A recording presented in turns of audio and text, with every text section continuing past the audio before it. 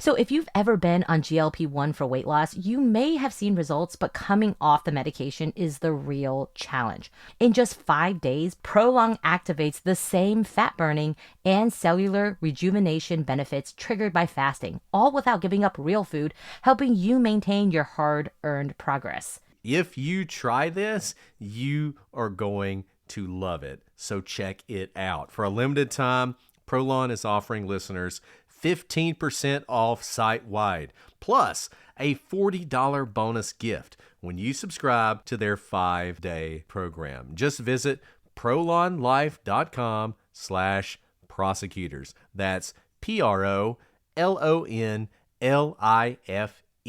prolonlife.com/prosecutors to claim your 15% discount and your bonus gift. prolonlife.com/prosecutors. Hi, I'm Jessie Prey. And I'm Andy Cassette. Welcome to Love Murder, where we unravel the darkest tales of romance turned deadly. Our episodes are long-form, narrative-driven, and deeply researched. Perfect for the true crime aficionados seeking stories beyond the headlines. Like the chilling case of Blanche Taylor Moore, the so-called Black Widow who left a trail of poisoned lovers. Or the shocking murders of Chad Shelton and Dwayne Johnson, where family ties masked a sinister plot. Subscribe to Love Murder on Apple Podcasts, Spotify, or wherever you listen.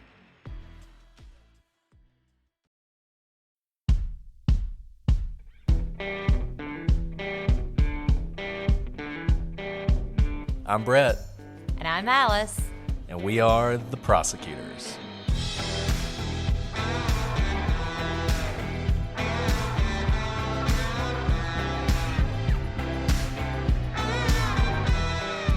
Today on The Prosecutors, I went to the crossroad, fell down on my knees, asked the Lord above, have mercy now, save poor Bob, if you please.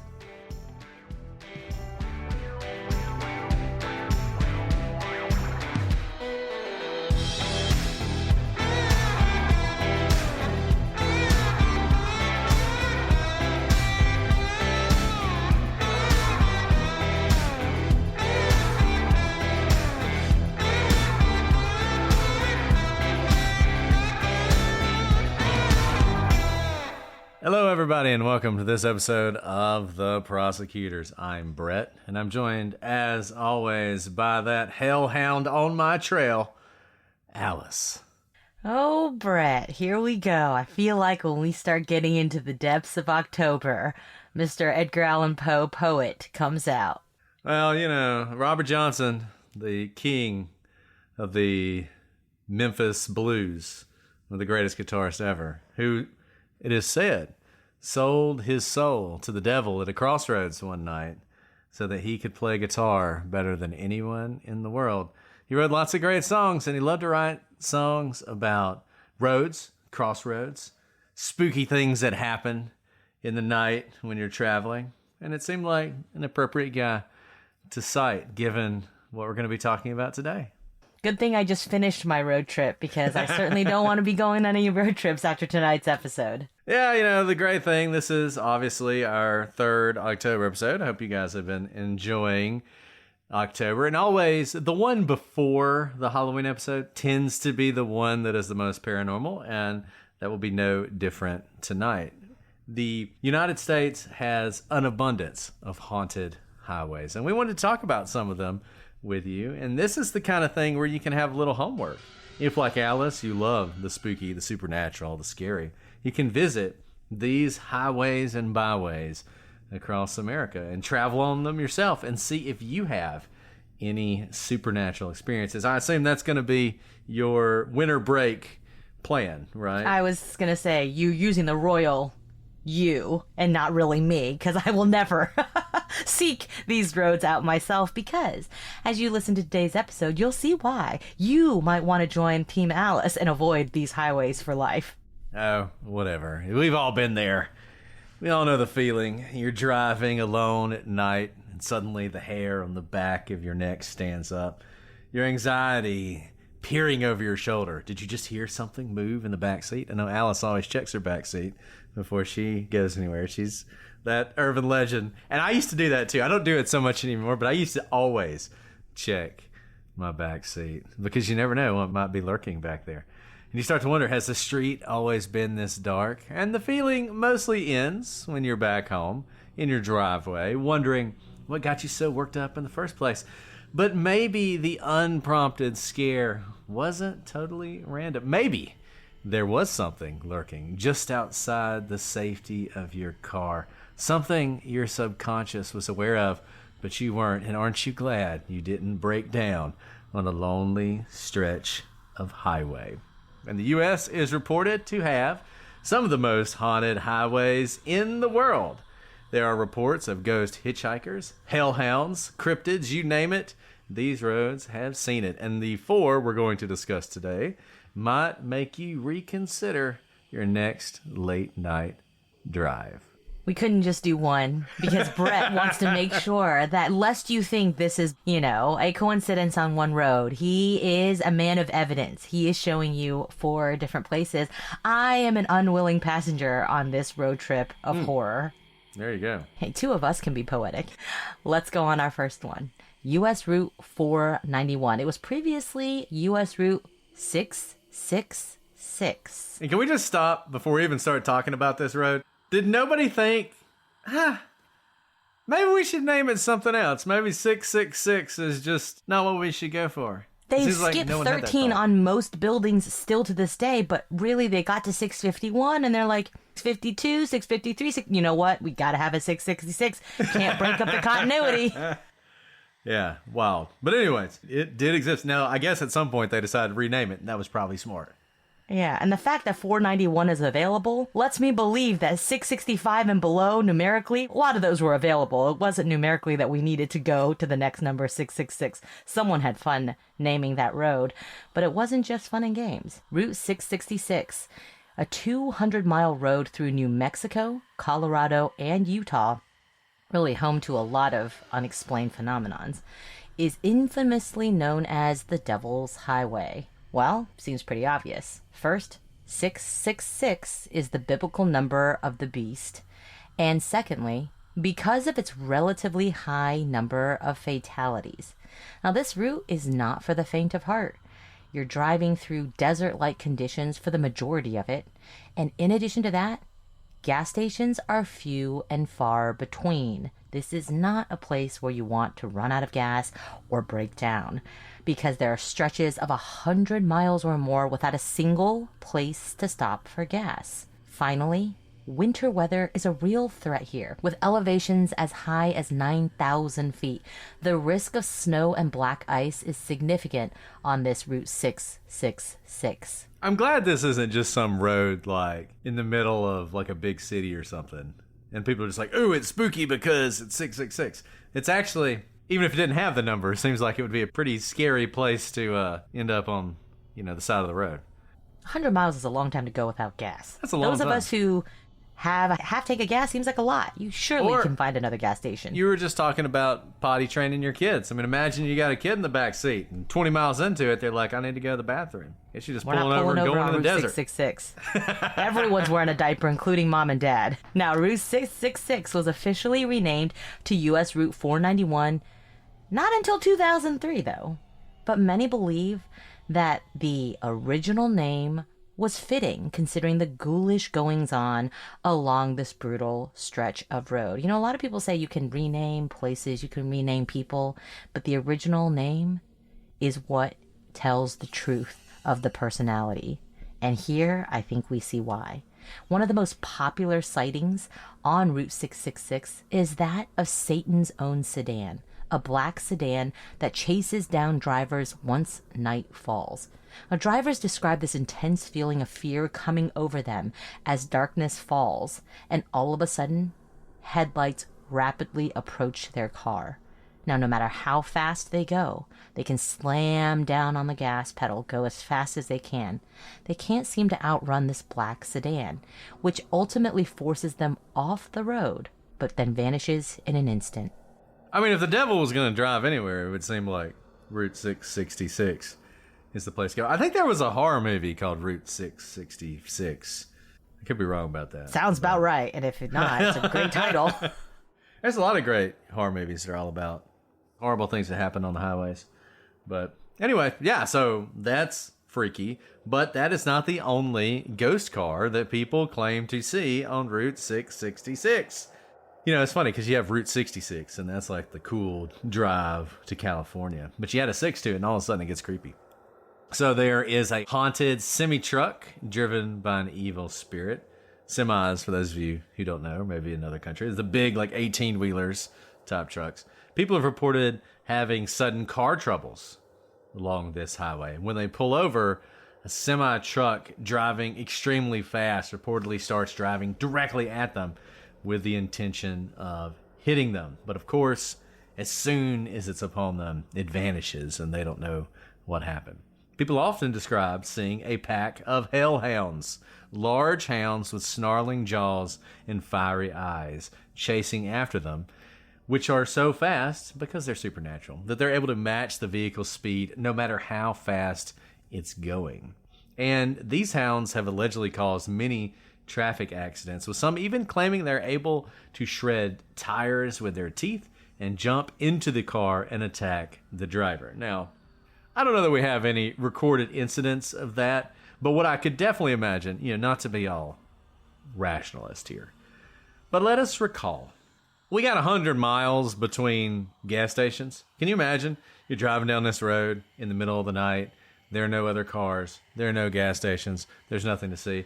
I can imagine people falling asleep. I can imagine people hallucinating things. I can imagine all sorts of things that end up with them in a wreck. And then, just imagine if you fell asleep, you have a nightmare about a hellhound, and then you get into a car wreck. Obviously, you're going to conflate those two things. So I'm going to go out on a limb and say some of these, though of course not all of them, may have some natural explanations. But perhaps most frightening of all are the skinwalkers. Skinwalkers are an evil being known in Navajo tradition. They are shapeshifters who often take the form of an animal or human, and if you look them in the eye, it is said that they will absorb themselves into your body and control your thoughts and your moves, and you're essentially a prisoner in your own body, which is pretty freaky if you ask me. And since parts of Route 666 run through Navajo land, many people believe that the road is home to skinwalkers, and people have claimed that they have seen skinwalkers transform into animals, appear instantly in front of their car, cause crashes, and even fatalities. Now, others have suggested that they appear initially to warn drivers not to continue down this haunted road. And if they don't listen to the warnings, an evil spiritual shaman will appear in the seat of the vehicle, especially the back seat. Now, the purpose of this evil spirit is to obtain the soul of the driver, and it's believed that the shaman's magic will result in an accident or other type of situation that takes the life of the driver, so that the shaman can immediately gain the person's soul as they transition from the physical world into the spiritual world. But not all the spirits that haunt Route 66 are evil. There is this ghost of a young girl in a white dress that appears along the side of the road. Her expression, as you can imagine, is unnaturally sad, which typically prompts concern from the driver, who thinks, 100 miles without a single stop? What is this young girl doing on the side? I've got to help her. And people have indeed pulled over to see if this young girl needs help. But when they do so, she instantly vanishes. Now, even those who make it through without any sort of supernatural issues, they still report strange things happening to them. Some report disappearing for hours or days, and when they reappear, they have no idea what happened or that they had disappeared at all.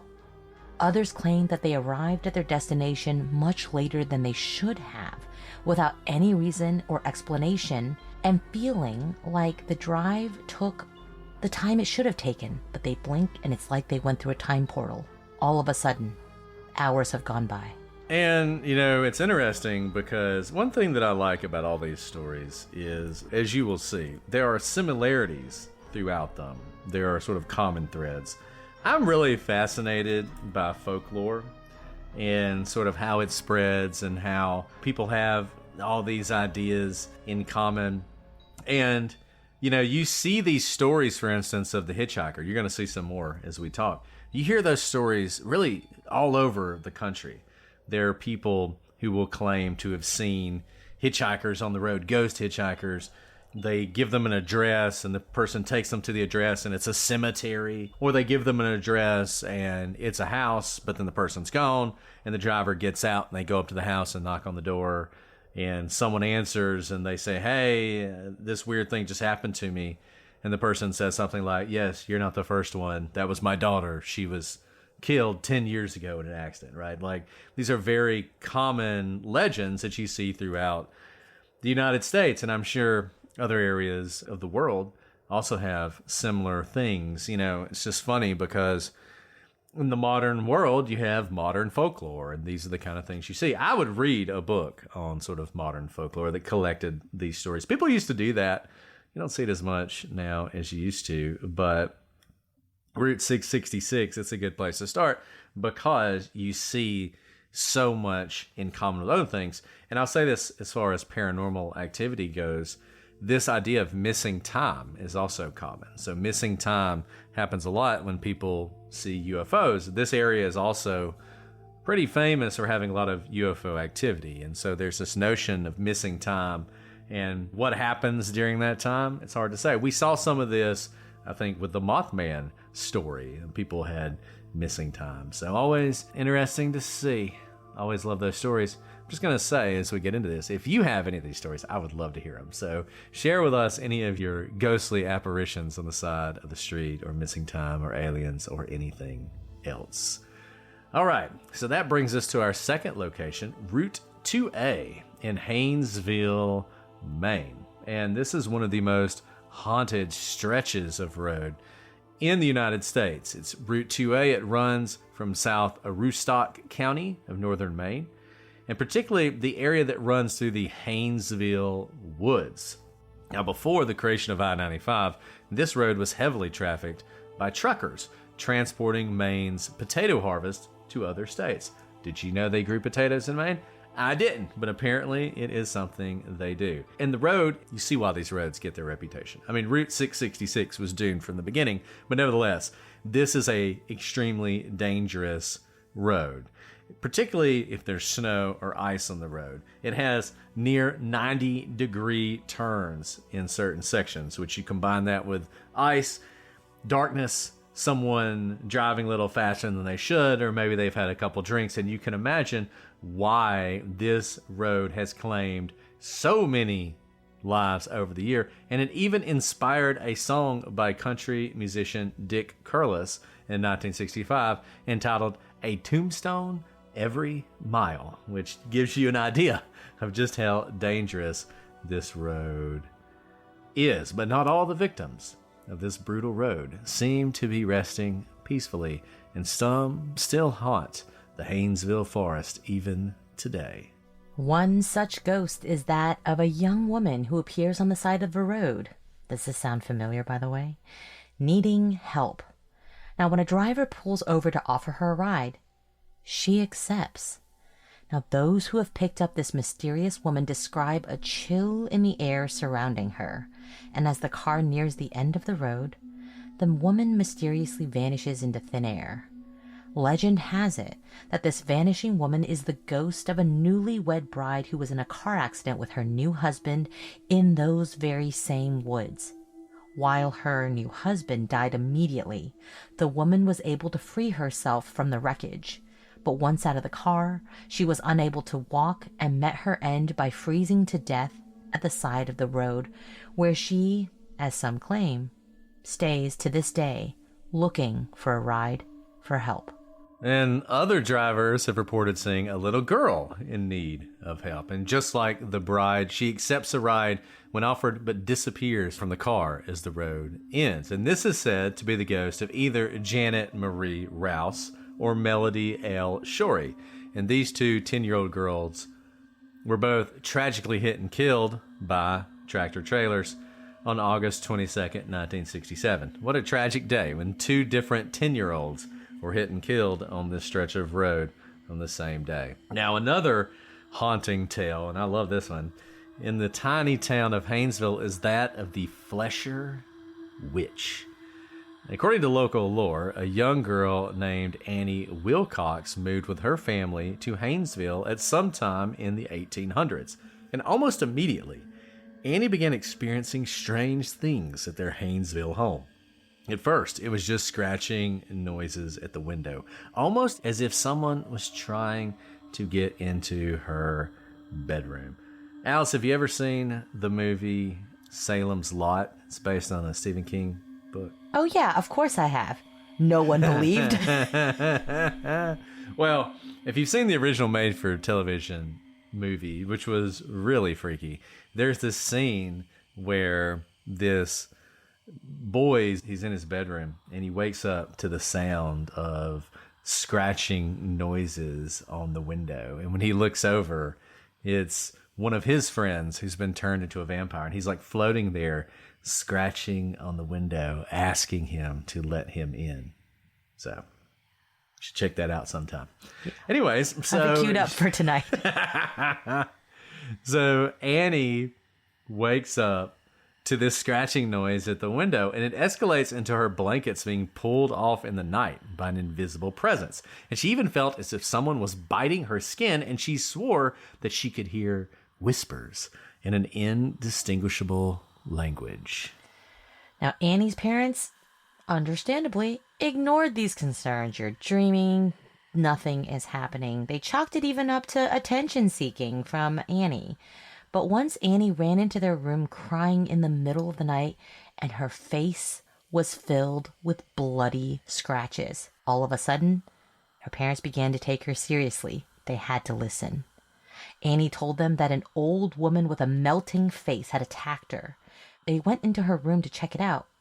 No one was there. That night, Annie slept in her parents' room, and things started to get better after that.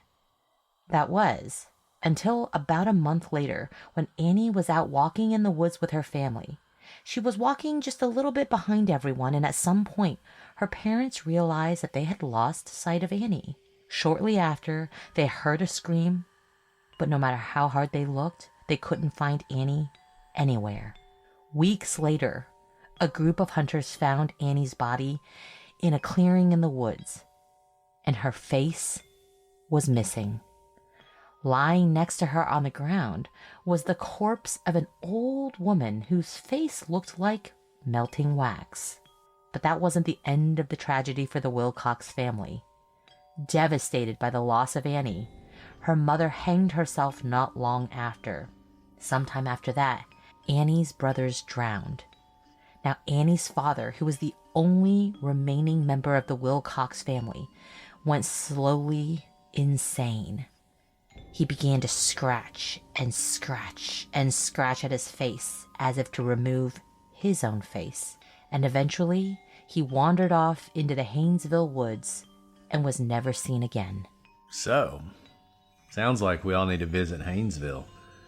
And if we do, there won't be many people with us because it only has a population of 97, which I thought was interesting.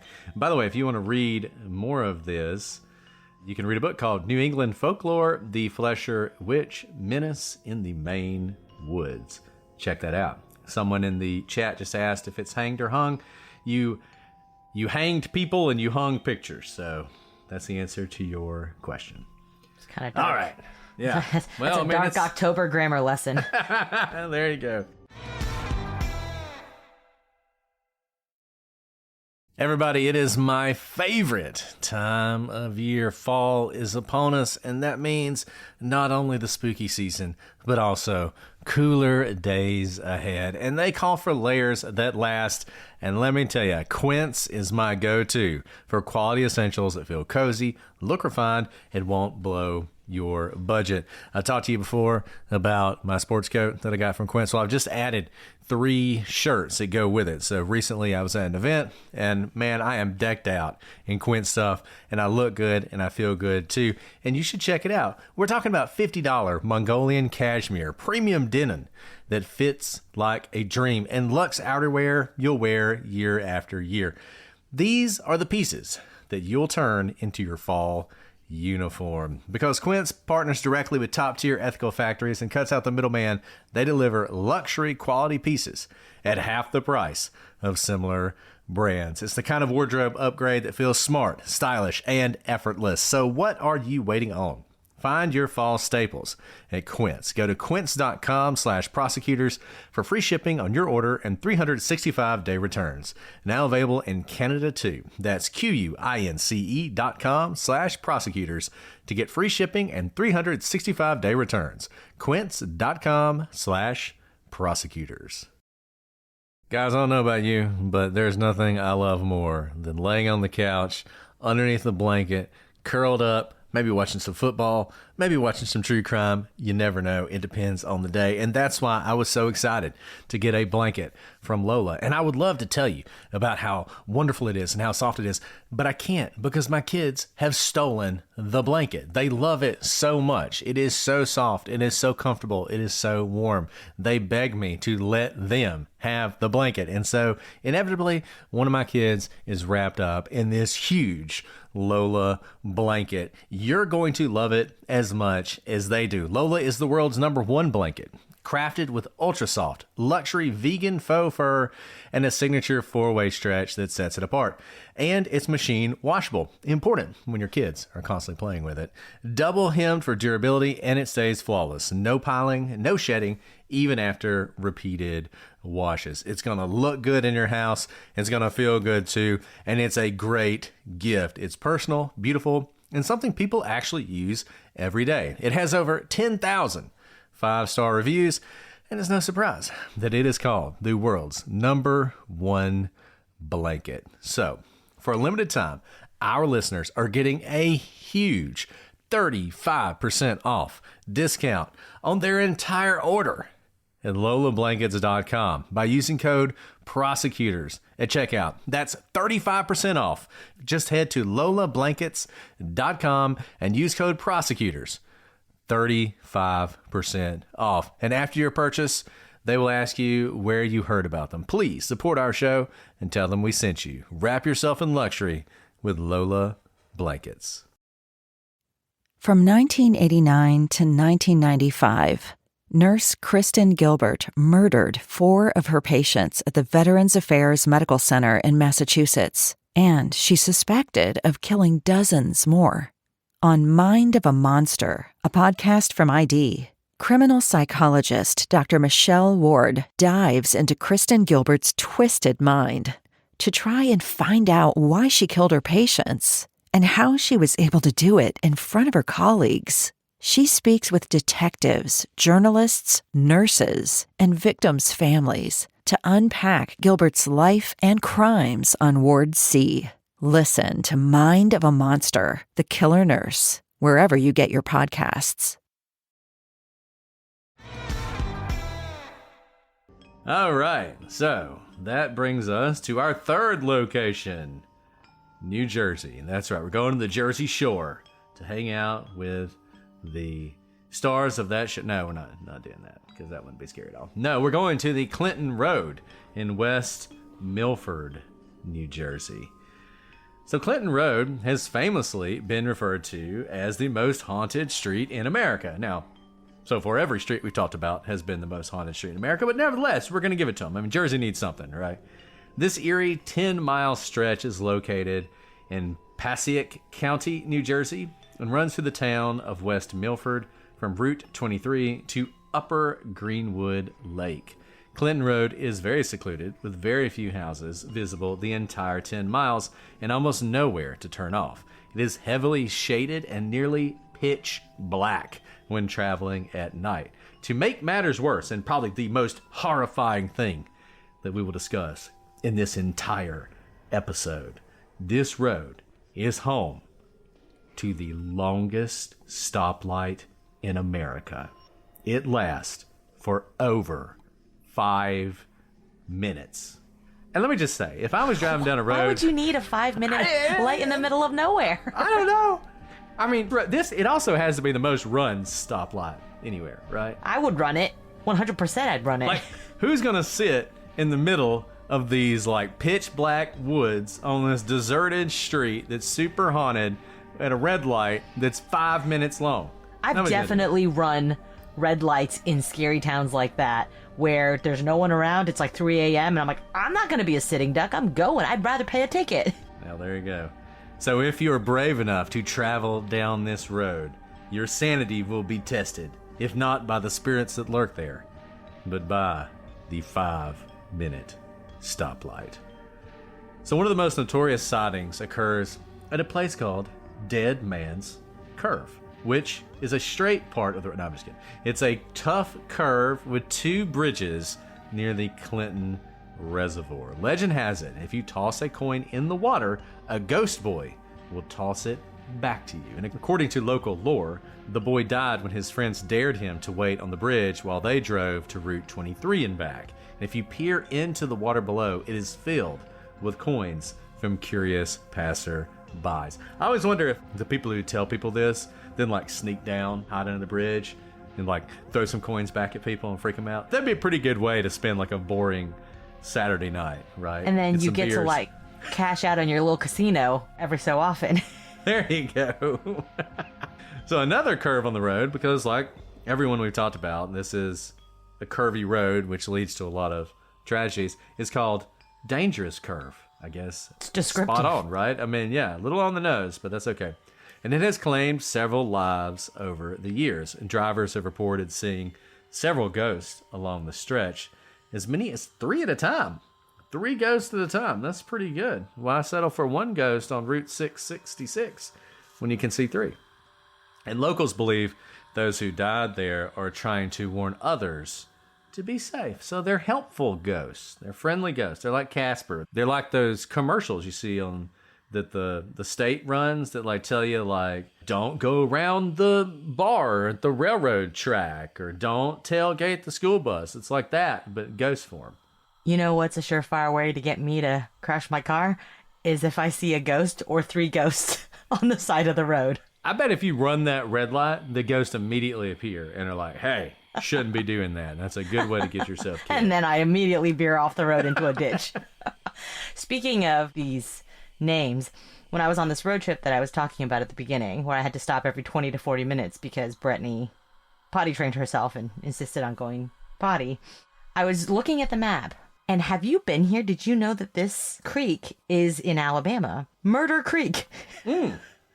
I was driving and I looked down at the map, and clear as day, it's a pretty long creek. It said Murder Creek, and I drove a bridge over it, and I was like, now, do you name it Murder Creek preemptively, like with high hopes? You know, like the cops are like, if we name it, they will come and then we'll catch them. Or, Gotta be a good story. there's got to be a good story. Or, like, that was just the dumping ground, and finally they're like, you know what, we're just going to call it Murder Creek. Because it is what it is. You can't hide from it, you know? They're not going to run away from it like Route 666 did. They're going to be like, murders happen here, we're calling it Murder Creek. But I didn't feel great driving over it, I'm not going to lie. It wasn't a creek either. It was kind of like a river, so it was much bigger. Oh, there you go. Yeah.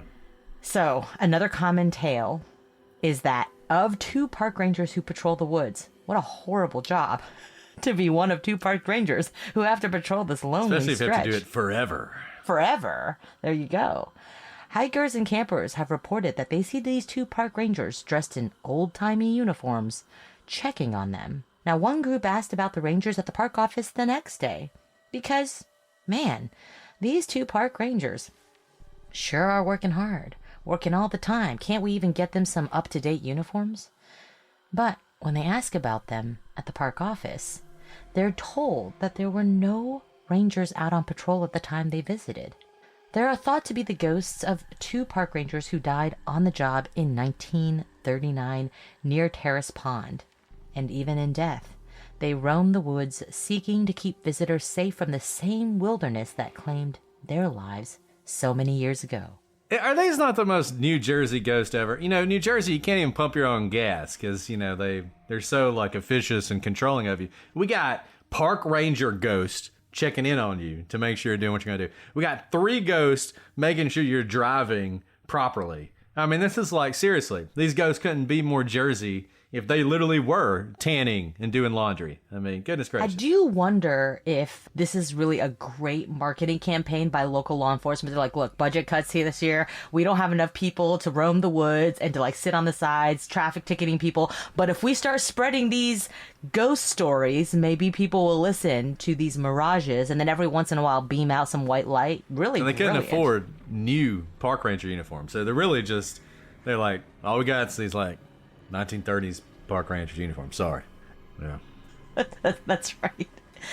Now, there's so many more. That's the thing about these stretches, is we're not just talking about one, perhaps mirage, one, perhaps image that you've seen when you fall asleep. When you have this many, one begins to wonder, is there something about this road that is the haunting ground for so many spirits? So there's this popular tale of a young girl hitchhiking.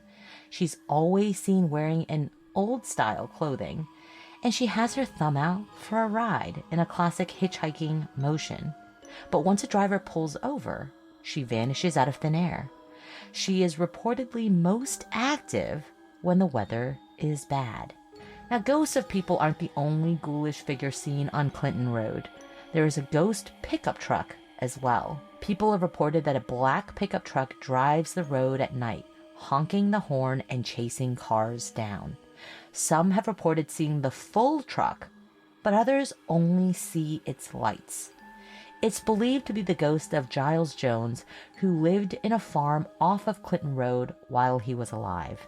Of course, the black truck isn't the only haunted vehicle seen on Clinton Road. A blue Chevy Camaro has been seen racing past other cars, but there's no driver behind the wheel.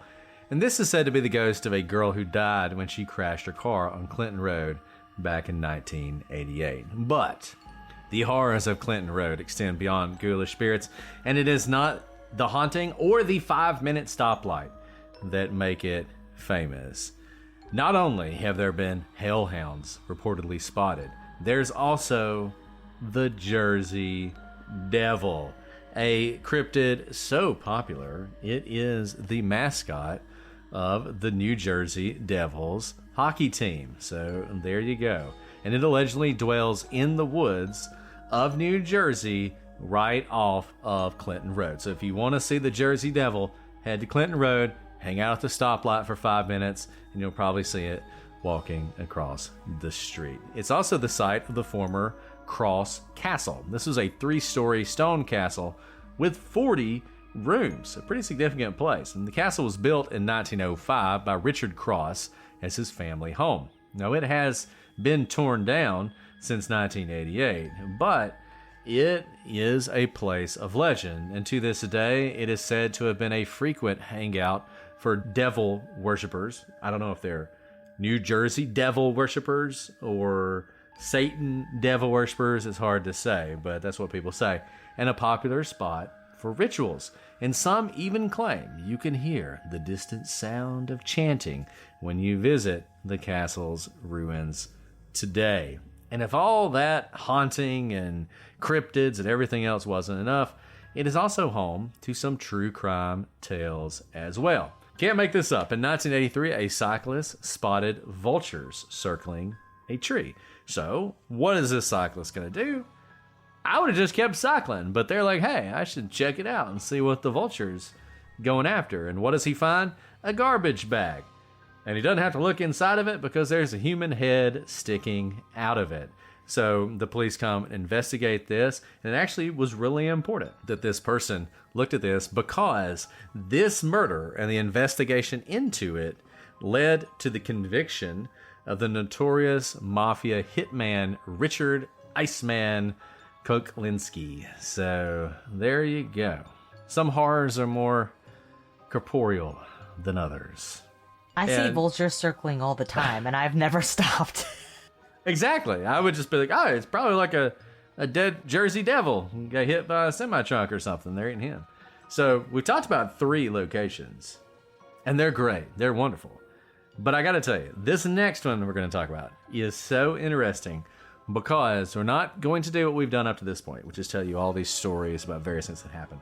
We're going to talk about one story, One story so striking that actually has witnesses and evidence and everything that is going to leave you scratching your head, I promise. So if you've made it this far, you have made it to the best. We have saved the best for last. And that is the Highway 50 Phantom. So our final location on this wild journey isn't known as a particularly haunted highway, but the most famous incident on this stretch of road is enough by itself to land on our list. Highway 50 is one of those winding stretches of California highway that masks its danger with its beauty. Winding through the mountains of the Sierra Nevadas, Highway 50 runs from Sacramento down to Lake Tahoe. It was a road Deborah Hoyt knew well. So the last thing she expected to see on June 11th, 1994, as she rounded Bullion Bend in the middle of the night, was a naked woman lying on the side of the road. She was on her side in the fetal position, with one arm under her head and the other covering her head. Now, the Hoyts considered stopping, but it was such a strange thing to see that they believed it must have been some trick. Surely they did not see what they thought they saw. And also they were concerned if they pulled over that they'd be attacked by carjackers because maybe this was just a trick. So they drove on to the next payphone and called the police. And the highway patrol responded. But it was dark and they couldn't find anything. They didn't see this naked woman that the Hoyts said they saw. Now, this might have been the end of it. And the Highway Patrol, when they reported on this, they said Deborah and her husband, who was with her, they were kind of hysterical. I mean, they were like, you've got to keep looking. Like, we saw this woman. Either someone's very hurt or something really nefarious is going on. You got to keep looking. But they didn't see anything, and that might have been the end of it. But 5 days before this sighting, 23-year-old Christine Skubish and her 3-year-old son, Nick, had disappeared after Christine left her parents' home in Sacramento, heading down Highway 50. And they seemingly disappeared without a trace. There were no leads as to what had happened to them. Now, the family had obviously been looking for Christine and her son, and they got wind of this strange sighting. And they called the Highway Patrol, and they urged an officer they had been working with, Deputy Rich Strasser, to just go check it out and see if he could see anything that provided any kind of clues as to what had happened to Christine. So Strasser, he speaks to Deborah. And although she couldn't say precisely where she'd seen the body, she thought it was near Bullion Bend, which was a particularly dangerous stretch of roadway. So Strasser, he's taking this seriously. He's going to head down and see if he can find anything. So he goes down to the bend and he parks. He gets out and he looks around. But even in the daylight, he didn't see a body. He didn't see anything that would indicate a body had been there. But then, in the corner of his eye, he did see something, and it was strange. When he walked over to it and bent down, he knew he'd been right about what he saw. A black child's tennis shoe. He picks up the shoe, and then he walks over to the edge of the road, near where the shoe was located. And there was this steep embankment. And he stood on the edge and looked down, and as he walked down this ravine, all of a sudden, he could see at the bottom the twisted wreckage of a vehicle. He goes down to this car and he finds strapped into the driver's side a woman who was obviously deceased. There was a young boy who was curled in the fetal position in the passenger seat.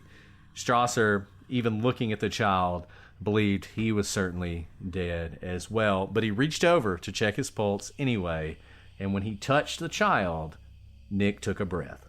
So Nick was rushed to the hospital, and police surmised that Christine had either fallen asleep or lost control of the car and gone off the ravine.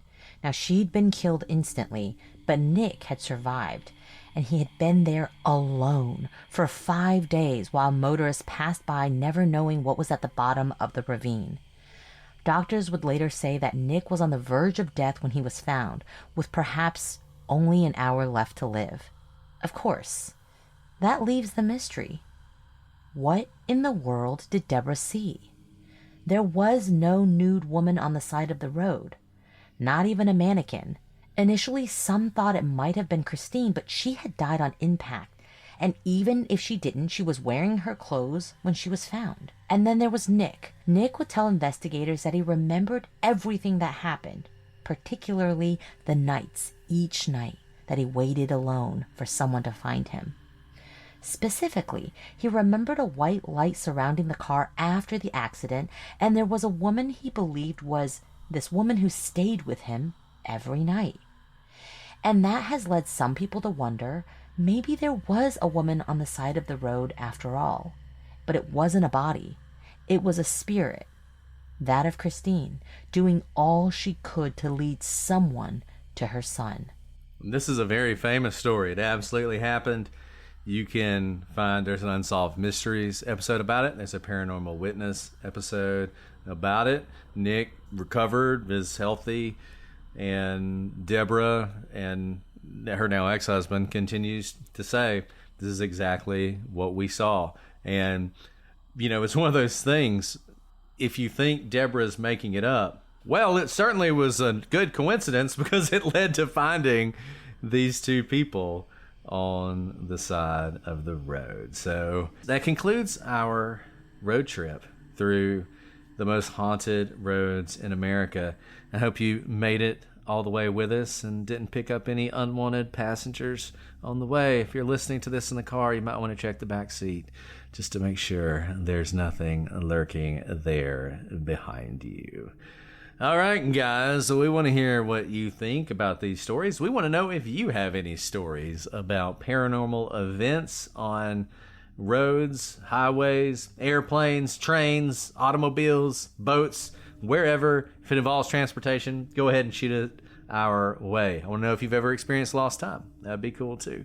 One day we're going to have to do whole episodes on alien abductions. Like, we've talked about alien abductions, but we've never really done like a real alien abduction story. So we're going to have to do that sometime. So shoot us an email, prosecutorspod@gmail.com, @prosecutorspod for all your social media. And join us on the gallery to discuss these cases and any others. If you want to watch us record these early and ad-free, we're actually recording this episode on October 5th. You could watch it with us, or if you'd rather just hear the episodes without ads, you can join Patreon for as little as $3 a month. This week, we're going to watch a movie that's sort of about transportation, but it's walking. It's the movie called The Long Walk. It is the latest movie by Stephen King, and it should be available on streaming services by the time this episode comes out, and I'm really excited to see it. So I hope you guys will join us for that as well. Well, Alice, if you haven't been completely freaked out, do you want to answer a question? Completely freaked out, but I will answer questions to try and forget about these haunted roads. Guys, my wife is always looking for makeup that doesn't result in that heavy, caked-on look, that doesn't take forever to apply, and doesn't require you to use a ton of different products. And that's why she's so excited about our newest sponsor, Jones Road Beauty Miracle Balm. It actually enhances your skin instead of just masking it with layers of makeup, and it gives you an effortless, natural look that you are looking for. You can use it as a highlighter, a bronzer, a blush, a lip tint. It's the ultimate no-fuss multitasker. And the best part of Jones Road Beauty, all of their products are actually good for your skin. Every formula is packed with skin-loving ingredients. It will nourish your skin instead of clogging it or caking it, and it looks and feels natural, like you're not wearing makeup at all. And Jones Road doesn't just have their famous Miracle Balm. They've built a full lineup of effortless skin-first staples like they're just enough tinted moisturizer, a lightweight, non-comedogenic formula that smooths an even skin tone with a soft touch of coverage. It hides redness, looks natural, and feels like nothing on your skin. It's packed with skin-friendly ingredients to help skin stay moisturized without clogging pores. So, what are you waiting on? Modern day makeup that's clean, strategic, and multifunctional for effortless routines. And for a limited time, our listeners are getting a free cool gloss on their first purchase when they use code Prosecutors at checkout. Just head to jonesroadbeauty.com and use code Prosecutors at checkout. And after you purchase, they will ask you where you heard about them. Please support our show and tell them we sent you. If you got kids, the thing that's most important to you is that they are healthy and happy. You want them to have the vitamins and the nutrients they need. But the problem is, typical children's vitamins, they're basically just candy in disguise. They are filled with 2 teaspoons of sugar, unhealthy chemicals, gummy junk you don't want your kids to eat. And that's where Hiya comes in. Hiya has quickly become one of our, and certainly one of our kids' favorite sponsors. It's the pediatrician approved superpowered chewable vitamin, and it fills so many of the gaps in kids' nutrition, including vitamin D, B12, C, zinc, folate, and many others that support immunity, energy, brain function, mood, concentration, teeth, bones, and more. And even though it's not packed with sugar, your kids are going to love it. You've heard Alice talk about how her kids get so excited about Hiya vitamins. My kids are the same way. I think, frankly, what they love the most is the jar it comes in. You get this little jar with these stickers, and you can customize it, and the kids love doing it, and it makes them even more excited to get their vitamins. And if you like it, I also recommend checking out their new kids probiotic and nighttime essentials. We have worked out a special deal with Hiya for their best-selling children's vitamin. You will receive 50% off your first order. To claim this deal, you must go to hiyahealth.com/prosecute. This deal is not available on their regular website.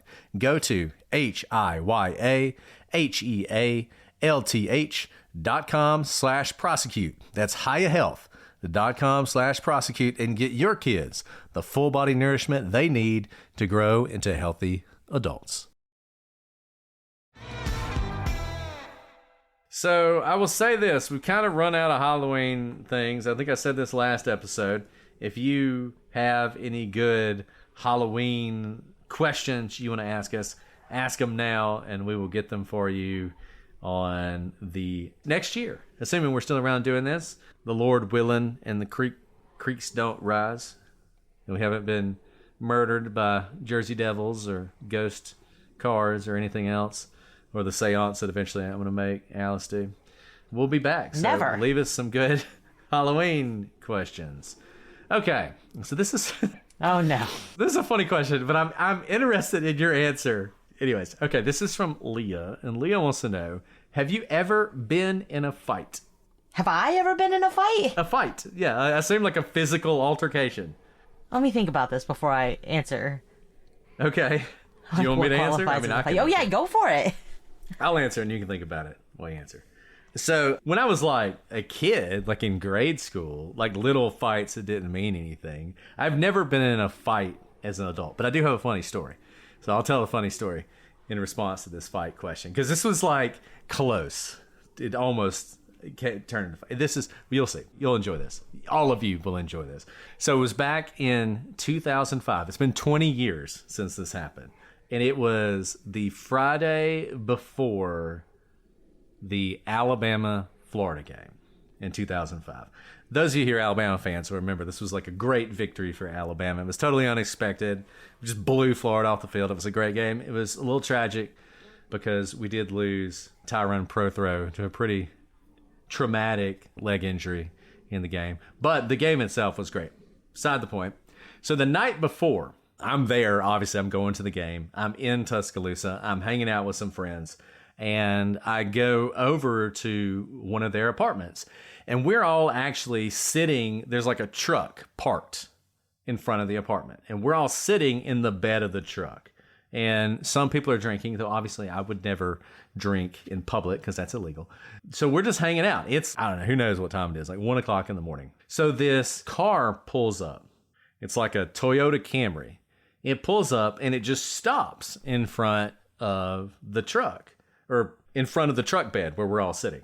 And the driver rolls down the window, and the driver is completely wasted. He's as drunk as he could possibly be. And he starts asking us a question.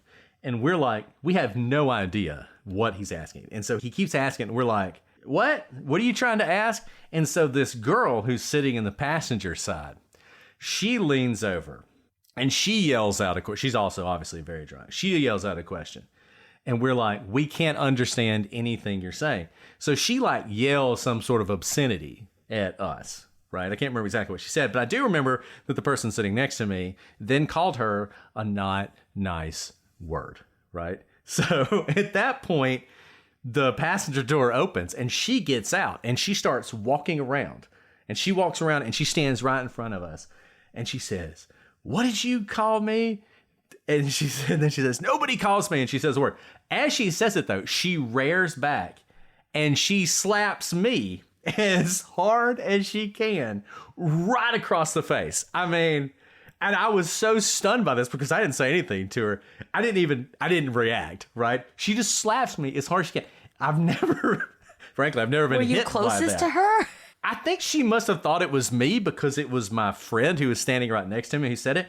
But man, I mean, she slapped me so hard that you could see her handprint on my face for like the rest of the night into the next day, right? So she slaps me as hard as she can, like so hard that I'm like stunned by it, right? My friend, who might have had a little bit to drink, then like leaps like he's going to jump on her, right? At which point one of my other friends grabs him. So while all this has happened, then suddenly the back doors of this car open up. So there's nothing, the back doors have not been involved at all. And out step the two largest men I have ever seen. Huge guys, right? I mean, they looked like they should be playing in the game the next day, like on the line, just like 6'7" or something, just massive guys. And I'm thinking, okay, we're about to die. We're about to die. They're about to kill us, right? And so they step out. The guy closest to me stands there. The other back door behind the passenger seat, that guy gets out. He walks around the car. He walks up to us. He grabs her around the waist, picks her up, carries her back, puts her in the passenger seat, gets in the back seat, closes the door, and the guy standing close to us says, roll tide. Turns around, gets in the car, and off they drive. And we're like, wow, okay. That could have ended really differently. Yeah, it was crazy. It was crazy. And then we won the football game. So I'll always remember that. But that's my answer to the fight club. I'm really glad that ended that way.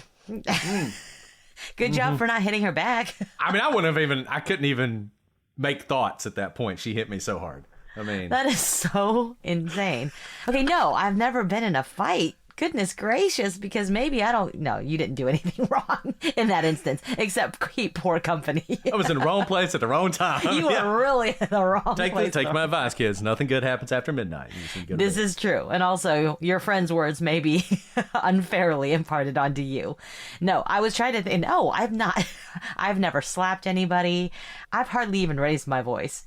At my kids all the time, at another adult. And I actually say this a lot. I have a question to ask you guys because I'd love to hear this. In recent years, not recent, I've worked with you in several jobs, Brett, but I think I've said this to you multiple times where I'm like, there's no crying in baseball. There have been so many workplace tears. I don't cry at work. It's just like not worth my time to cry at work. But I am so surprised at the amount of drama that can happen at work at many jobs. I'm not talking about any particular job. I've been in like 3 jobs with you and there's just a lot of drama and a lot of tears in them. So in those situations, I'm always like, this is where I could see like a fight breaking out. Maybe I'm just like, I don't know, a cold, unfeeling person. I don't get that emotionally invested in most things in life where I don't feel the urge to slap. I couldn't even wind up to slap somebody. I don't even know what I would have to feel to slap somebody. So I've never slapped anybody. I have no desire to slap anybody. Never punched anybody. No desire to punch anybody. But that's just me. I'll say this. One thing I've learned the older I get, when you're young, when you're a child, you look at adults and they just seem so mature and so put together. It's like all your teachers, all the teachers you had in grade school and in high school, you just thought of them as almost like these just perfect beings. See, they only existed at school, right? And now you look back on it and you realize, man, all the crazy stuff that was going on in their lives, right? And the drama and everything else. And what I've come to think is, growing up as a kid, you think, well, one day I'm going to be an adult and I'm going to be mature and like, I'm going to leave all this behind. The truth is, no one ever grows up. Like, I think people get older and they get more mature, but they never actually grow up. So when you're in an office, it's kind of like high school. It has the same sorts of dramas and the same sorts of cliques and the same stupid arguments and like the same love affairs and everything else are happening in these places that are full of adults that you could imagine happening in a college dorm room or a high school. So I think that's a good way of putting it. I think if you like fundamentally lack self-control, of course, my 5-year-old has no self-control, but like it gets better every year. He's better than he was at 4 and better at 3. But there are people who you don't see the trajectory of having self-control, and you're not going to like wake up at age 18 or 28 and all of a sudden have self-control one day. And those people go into offices and they like, you have to work next to them, man. So someone in the chat has asked what we thought of the new Taylor Swift album. Have you listened to it yet? I haven't listened to the whole thing. Partly because I've been on this road trip with my children, and there are songs like Wood that I cannot listen next to my children. Yeah, you can't listen to a lot of these. You can't listen with the kids in the car. So this is all to say is obviously I'd be the first one to be there to listen, but I've been in a car with 4 young children the last 72 hours. And I looked at the lyrics and I was like, I can't listen to this with my kids in the car. So I've listened up to Opalite, loving what I'm hearing. They're bangers. I'm glad she's happy. I'm glad she's so happy with the lyrics of Wood. But I have no negative things to say, but I also haven't listened to the whole thing. So I had to drive to Atlanta, so I listened to the whole thing, and I pretty much hate it. It's like basically my least favorite album she's ever done. I bet you it's one that grows on you, though. I haven't read any reviews. I haven't read any reviews because I like to form my own opinion before, so I haven't read those, but I get the sense from all the text messages from different friends that people love it or hate it, and I think that's because she's a little bit darned if you do, darned if you don't. She is like the biggest pop artist of all time. She's done every style possible, and so this is going to be very different than what she has done most previously. I think this is akin to the like Shake It Off era. But I like that she produces albums that I can hate. As someone who likes Taylor Swift, because one of the reasons I think she has so much longevity is because she doesn't just do the same thing over and over again. You know, it's not like, well, I liked 1989, so I'm gonna like every album she ever does. Like, she does. She just goes off on these. I'm going to do an album like she does what she is feeling in the moment, which I feel is very genuine. This feels like a very this time in her life, but so did Reputation. So did, Evermore. And I appreciate that because that's what a songwriter is supposed to do, right? This is where she is in her life right now, and she produces it, and we get the benefit because really I think we're getting an anthology of her life through all of her different eras. And this will be an era. I don't know what's going to go from this era, but I appreciate it for what it is. Through Opalite, I still think she is literally like eons better than every other songwriter there is right now on the radio. Oh, 100%. So I can appreciate for what she is. But I haven't gotten past track 4. I mean, hated it strong. I don't like it as much as I've liked her previous. I didn't like TTPD. Right, Tortured Poet Society or whatever I it's didn't called. like it. Like there, I still bop to it a little bit, but I truly didn't like it that much. It was too long and needed an editor. But the thing about it was there were some awesome songs on it, right? But it got lost. It got lost. Yeah. No, I agree with you. But they were great. Like Black Dog is fantastic. Florida, love that song. I mean, you can rock out to that song, right? So this one, I will say this: I thought it gets better as it goes. I thought Wood was stupid, but like. A lot of the songs. That's why I said that was her in half, this time, because that was like Kelsey could have written it. Yeah. The back half of the album, like I liked the last song. I thought that was cool. Okay. Haven't gotten there yet. I will say this. I liked Canceled. I liked the romantic, like actually romantic. I thought that was great. I thought that song was great. Opalite was good. Can I say something probably controversial? And I'm too old to know anything about this, so I have no idea. You guys may all love her. I don't understand Sabrina Carpenter. I don't understand her music. And I don't understand how much Taylor Swift She's her protege. appreciates or lifts up Sabrina's music. So that confuses me because if I understand correctly, she's the only one featured on this one. And so I am not a fan of her music. It's not that I'm not a fan of her music. I'm not a fan of... It's like when you see a comedian, all they do is slapstick comedy. Like, I think Sabrina is a lot smarter and can do a lot more literarily, but she relies on the old tropes of what makes female artists successes. Yeah, I don't know why she likes her so much, but I liked her in that song. I haven't listened to that song yet. So it's not a knock on that song. I don't even know which song it is. I just know that she's the only featured artist. And I am confused because she has featured some fantastic artists in her past albums who I all independently like and like them in the songs. But this one, I'm like, really? One thing that I was a little thrown by a loop, I thought it would be more showgirly in style. It's not. And it's not at all. Like at all. The pictures are awesome. The like concept is awesome, but the songs did not match at all. But whatever. That's fine. Like, she was literally a showgirl at me, the time, so. I said this about Actually Romantic. To me, it reminds me of No Doubt in the 90s was sort of the feeling I got. Yes. With some I can Madonna, Vogue, overtones type situation. But there was no song on the... I'll say this. So like, y'all know I love Lana Del Rey, right?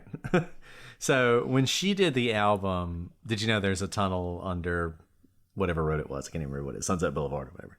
So there's a song on there called A&W, and there are a few songs that I remember where I was when I heard them for the first time. And some of them, I remember where I was when I heard Trains Meet Virginia back in like 1997. And I remember where I was when I heard Johnny Cash's cover of Hurt.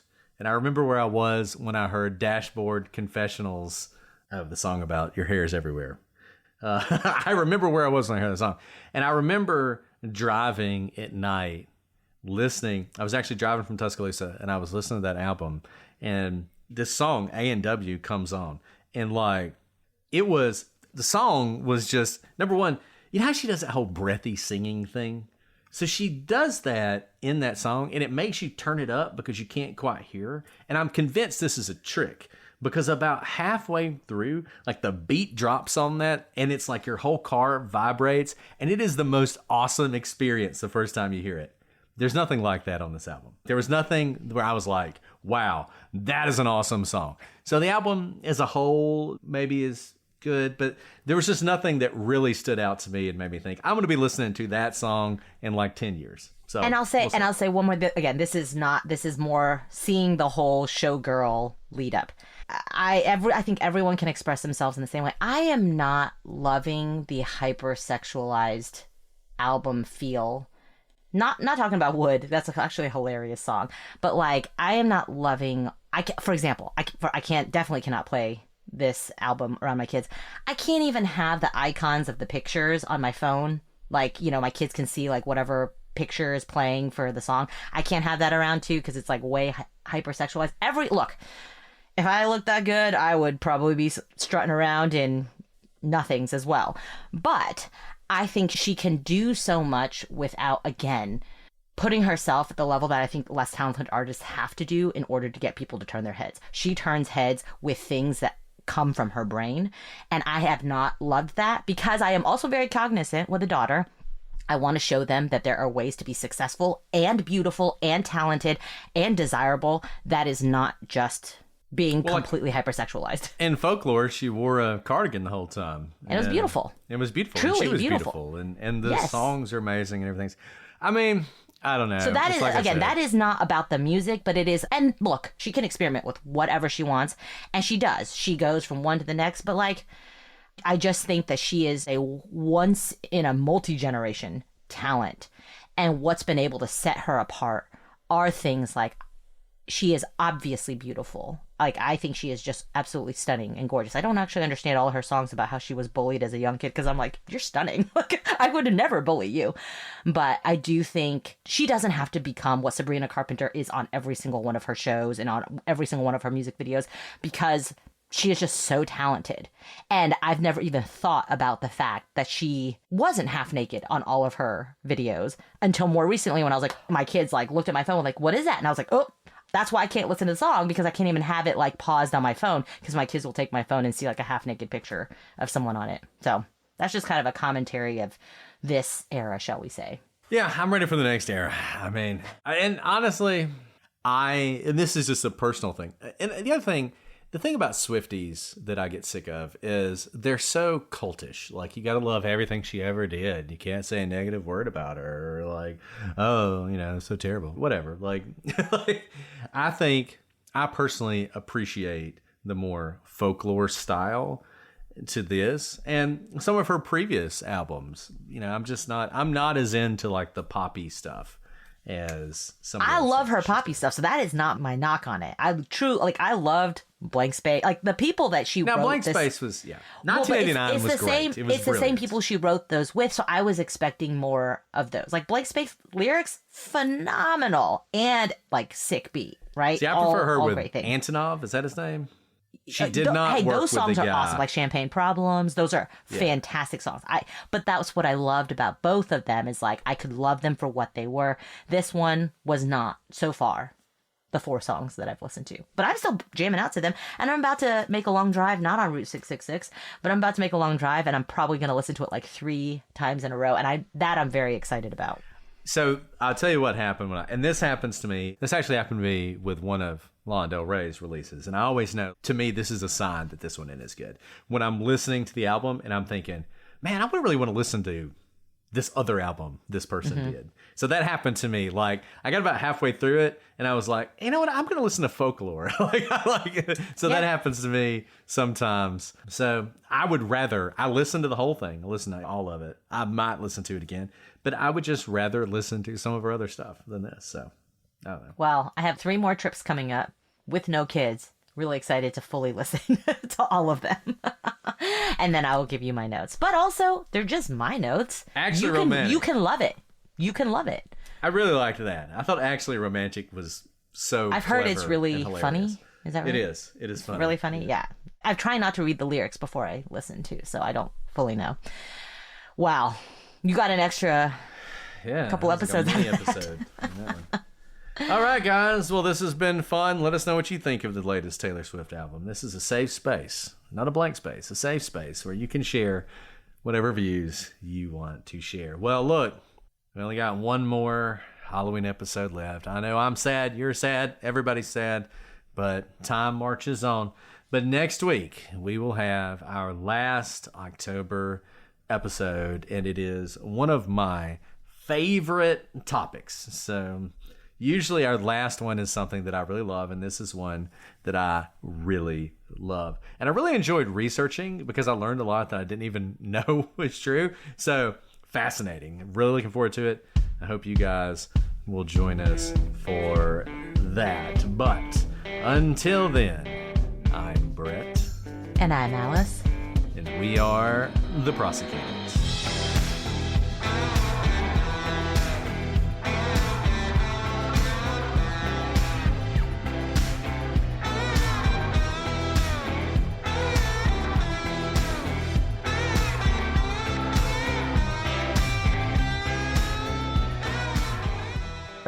I do go really that's fast. better. Hold on, let me see that. While we were play. Okay. Yeah, so Brittany decided to potty train. Fantastic. So proud of her. But we had to stop every 20 to 40 minutes on our road trip. And it was like, and you can't. Like, she screamed when we'd like, pee in your diaper. And she's like, no! And I get it. If you told me to just pee on myself, like, I'd be like, no, I can't do it. Well, that's going to make it really easy. So that's good. You would think, but we put a diaper on her, but she never peed in it, so, you know. So proud of her. It was so inconvenient. Well, that's good. I'm proud of her. I'm proud of her, too. Okay. All right, you ready?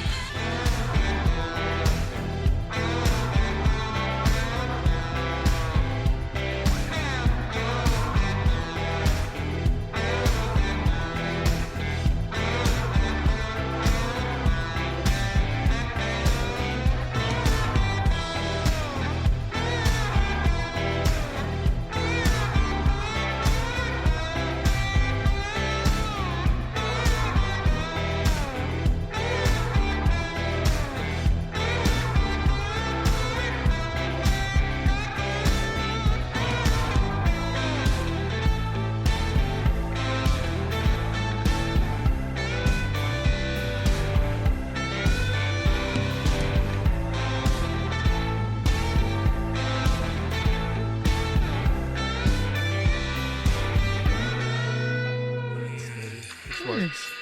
Nice. Okay, guys, this is how serious I am. He's dressed as a pilot. Love it. This is just this morning at breakfast.